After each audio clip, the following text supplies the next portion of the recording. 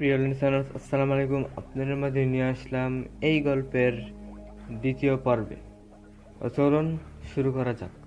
তখন মেয়েটি বলল, কি মন খারাপ করে আছো যে? তখন ইমন বলল, আসলে কি বলবো, আমার আপন বলতে কেউ নেই, আমি একা। এসব শুনে বলল, কি সত্যি? ইমন বলল, হ্যাঁ। ইফতার তৈরি করি আমি। কেন, ইফতার ভালো হয়নি? মেয়েটি বলল, না, ভালো। তোমার সততা দেখে আমি মুগ্ধ। আমি তোমাকে তুমি করে বলতে পারি, কোনো সমস্যা নেই। ইমন বলল, আপনি তো আমার কাস্টমার। মেয়েটি বলল, আজ থেকে তুমি একে অপরের বন্ধু।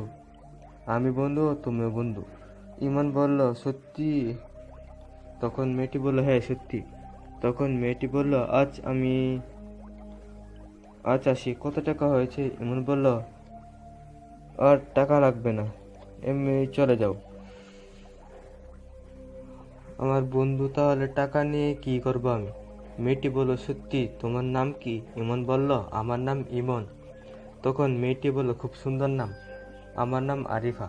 ইমন বলল, আরিফা নামটা খুব মিষ্টি নাম। আরিফা বলল, ধন্যবাদ। আচ্ছা, আমি আসি ইমন, এখন ইফতার সময় হয়ে গেছে। এখন তাহলে শুন এখন তাহলে তুমি ইফতার করো, কেমন? সে শুনতে পেল মসজিদে আজান দিচ্ছে। তখন সে দোয়া পরে ইফতার দোকানে করে নিল। রাতের বেলা ইমন তারাবি নামাজ শেষে বাড়ি ফিরছিল। তখন সামনে আসে এটি সেই মেয়ে, নাম আরিফা। আরিফাকে দেখে সে অবাক হয়ে যায়। সে তার মতো এত সুন্দর মেয়ে সে কখনো দেখেনি। তার দিকে সে তাকিয়ে থাকে। তখন আরিফা বলল, ইমন, আচ্ছা, আমি আমার পরিচয় দিব, তুমি বলো বই পাবে কিনা? ইমন বলল, বই কিসের? না, বই পাবো না, বলো। তখন আরিফা বলল, আমি কোনো মানুষ নই। ইমন বলল, কি মানুষ নো মানে? তুমি কে? তখন ইমন দেখতে পেল আরিফার চারদিকে আলোয় ভরে গেল।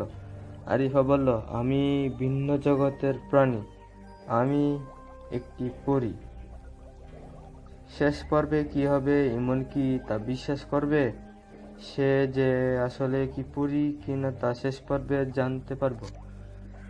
প্রথম পর্ব যারা শুনেননি তারা শুনে আসতে পারো। এই গল্পটি কেমন লাগলো তা অবশ্যই কমেন্ট করে জানাবে।